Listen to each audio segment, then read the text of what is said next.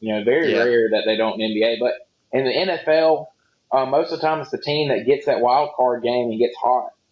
The 2010 Packers, I think they were 9-7 going into the postseason, but they got hot at the end. They won their last three games to get in, and then all of a sudden they just dominated people in the playoffs and won the Super Bowl. And you've seen Yeah. that happen a few times. The Ravens did it the next year as a sixth seed. So, um, you kind of see that in professional sports, and that's been the hot thing in baseball until this year was the Royals had gotten in the wild card 2 years in a row and gotten hot at the right time, and all of a sudden they were in, and they definitely weren't the best team in baseball the last 2 years to be able to make it. And that almost happened with the Giants this year. They got hot. So, which the Giants were the best team in baseball at the first half of the year, and then lost it. And, they had some injuries and stuff, but people forget that the Cubs weren't the best team in baseball at the break, not Yeah. record-wise at least. Now they had gotten cold after starting off really hot, but the Giants hit a big wall in the second half of the season, barely recovered, barely made the playoffs, and then found a way in, won the wild card game, and almost made some noise, but you got to give the Cubs credit. They were able to get past the Giants. They were able to get past the Dodgers and come back from a 3-1 deficit to beat the Indians. So a good season for the Cubs, and congrats to all Cubs fans on finally being able to witness the Cubs win a World Series. Yeah. That is really really good thing. I don't know which I would say that trending wise they won't ever see him win another World Series, but I'm sure the Cubs will win a couple more here in the near future. But hey, I don't want to get a whole talk too much about baseball. Obviously, me and you could talk about baseball for an hour, and hopefully we're going to try to get a baseball specific, only baseball podcast maybe here in the next couple of weeks. Hopefully we can get that done and focus on that later. But I want to talk about the college football playoff rankings that just came out this past week. What surprises you, and what did you kind of expect, and what do you see from here on out? I wasn't surprised. Were you? I was. I thought A&M deserved number 4, and you can call it SEC bias. That's fine. You got to look at the best losses. Which loss looks better to you, losing to number 1 Alabama or losing to Penn State? I mean, and I don't think that I mean, I think A&M should be number 5. I think they should be ahead of Ohio State, but my number 4 would be Washington. why? Um, Who's it, Washington beaten? Tell me who they've beaten. They've beaten Utah, and that's it. Go look at their schedule. They played Portland State. They played Oregon it's State. They played all these other teams. Stanford's it's turned out to not be as good of a win as we once thought because it's they're not even terrible. It's just like it's not even Alabama's about win that. over Ole Miss isn't as good as we thought. Well, here's the thing. I mean, the committee, they said that winning your conference was going to be one of the biggest things that Well, determine who makes here's the but playoffs. okay, Well, it's the first rankings though. That's what they're ranked right now. Now, if I know, Washington but makes their that's what I'm makes their saying. championship game and wins that extra game, you got to think about it.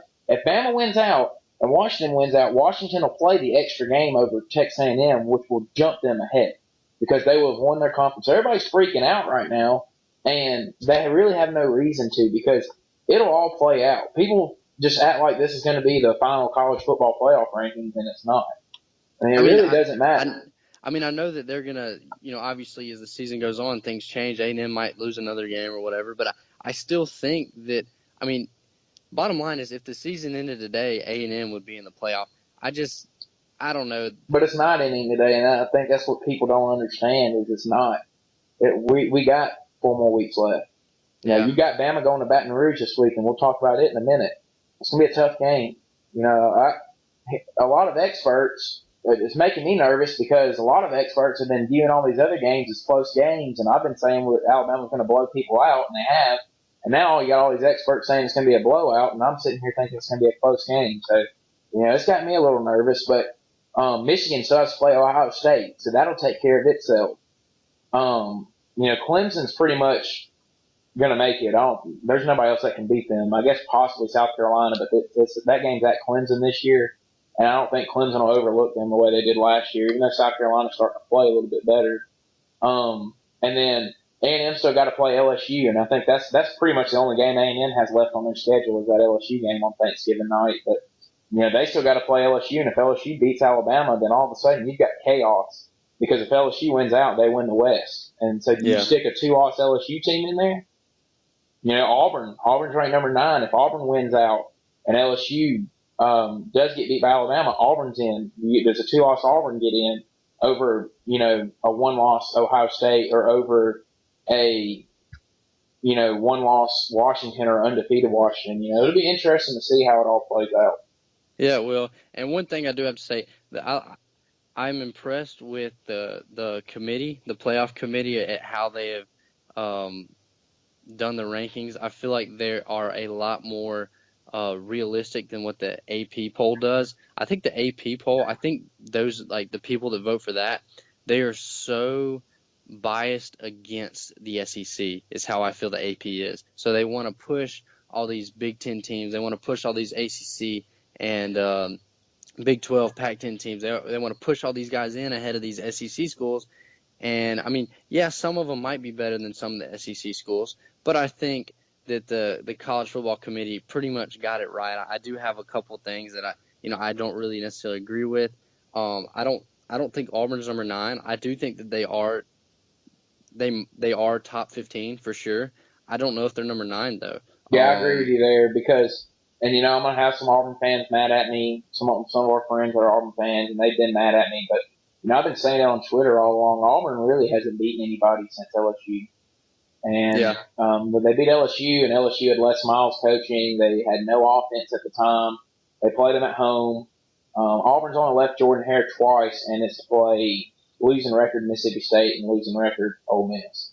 So they played no winning record teams since LSU besides Arkansas, and Arkansas is probably about to be on their 4th out of their last 5 games with a loss after they play Florida this weekend. So has Auburn looked better? Yes, and I said that last week. They beat Ole Miss. They had to kind of battle through because the Ole Miss offense that played against Bama showed up for a little bit this past weekend. And if it wasn't for Hugh Freeze going for it at the goal line for no reason on 4th and 1, and then them dropping a touchdown pass, it could have been a different game. But you got to credit Auburn for going into Ole Miss and winning at night. But Ole Miss still has a losing record. Mississippi State has a losing record. And then your only 2 wins against teams with a winning record is LSU at 5-3 and Arkansas at 5-3, and both of them could possibly be 5-4 after this weekend. So, the resume wise, Auburn's not the number 9 team in the country. Yeah, I don't think they're number 9. I think, like you said, they have looked a lot better. They do look pretty good now. Obviously, their running game is very good. I just think that just watching them, I feel like they're not easy to stop, but I feel like they're not very difficult to stop because obviously I just feel like if you can just shut down the run, I think you'll be fine. I think Auburn's defense is really good, so scoring points will be a problem. But I don't know how Auburn's passing game is, which, I mean, they haven't had to prove their passing game yet because their running game has just been so dominant. So, I mean, that is a good thing about them. I think that's kind of why everyone put them in the top 10 was because of that running game. But I did think that it was interesting. Every single team in the AP poll is in the college football rankings. Yeah. So they did get that part right. Yeah. So it's pretty much a consensus. Right. It's pretty much a consensus that, these are the top 25 teams, whatever ranking they may be. These are the top 25 teams in the nation. I think that's pretty good. How long before Troy gets in there? Yeah, I was about to say, I think Troy should be in the top 25. They don't have any just jaw-dropping wins on their resume, but they're 6-1 and they're beating teams by an average of 22 points a game. And their only loss is to the number 2 team in the country by 6 on the road.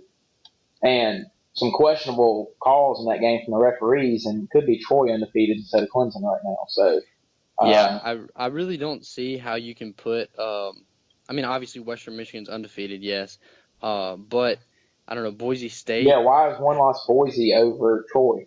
Probably because they're brand name. Boise's been around for a while and Troy hasn't. So people, they look at Boise. They look, I'm guilty of it. I look at what Boise does each week just because of who they are.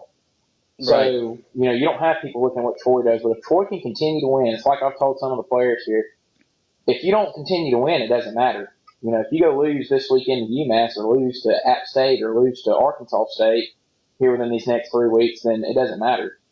So, if they go 11-1, they'll be ranked. They'll probably go to a decent bowl.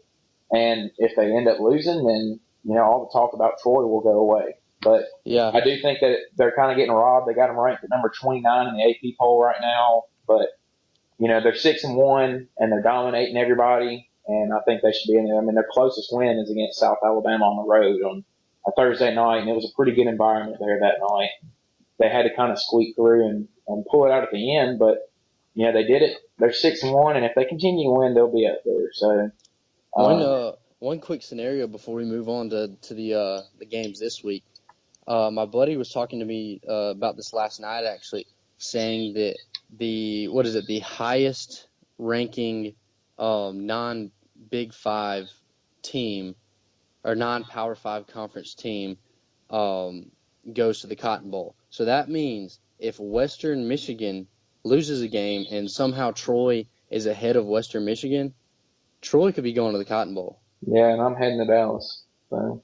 Dude, if Troy went to the Cotton Bowl, tickets would be pretty cheap to that game. I mean, you think about it because the demand for tickets wouldn't be as high. It's kind of like, Houston and Florida State, tickets were $3 last year to that game because Houston's side of their demand for tickets weren't very high.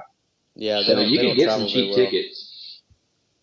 And, not saying that Troy wouldn't travel well. They traveled really well to South, but, when you got a 30,000 seat stadium and you don't fill it up every weekend, what's the odds of you going to Dallas and filling it up?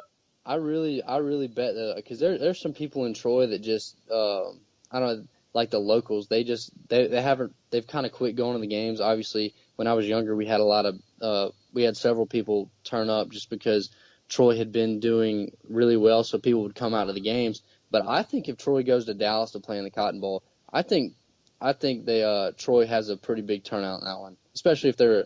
I mean, I don't know who they would play, obviously, but I think that Troy would have a pretty good turnout. I think a lot of people would go to Dallas.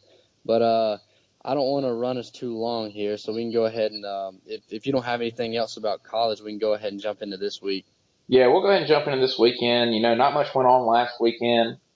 Pretty much everybody was supposed to win one, even though it was a little closer than Vegas had it on a lot of games. But we'll head to Saturday. We're going to start with 2:30. Florida is on the road at Arkansas. It's a CBS 2:30 game. They've got 3 games this weekend. The first one will be at 10:30. It'll be Navy and Notre Dame. And then 2:30, you got Florida and Arkansas. Florida is a 4-point favorite on the road, and I've got Florida covering.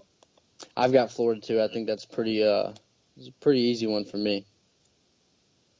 All right, and so now the next game that we're going to talk about is Kentucky and Georgia, which is a very interesting game to me because you got a scenario here. If Florida slips up against Arkansas and then loses to LSU later this year, and Kentucky can beat Georgia this weekend and Tennessee next weekend, Kentucky will be in Atlanta on December the 3rd. So pretty interesting there. Kentucky is Georgia is a 2.5-point favorite on the road at Kentucky. I have Kentucky winning the game.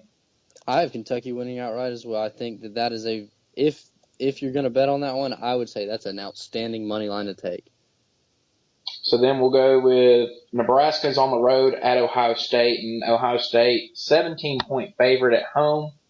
And, I think it's a high number, but we've said that about Alabama a lot this year. And while Ohio State isn't as good as Alabama probably, Vegas has been right a lot of times with these big numbers. I'm going to say that Nebraska covers, though. I think they get beat by 14. I do. I think they keep it within 17, but Ohio State definitely wins this game at home. Yeah, this is going to be my pick or my lock of the week. I think Nebraska covers too. Not much differentiation between our picks this week. And then we'll head to the night CBS game, one that me and you will definitely be watching closely, and a lot of our listeners will be watching closely. Alabama on the road at LSU, always a good one down in Death Valley.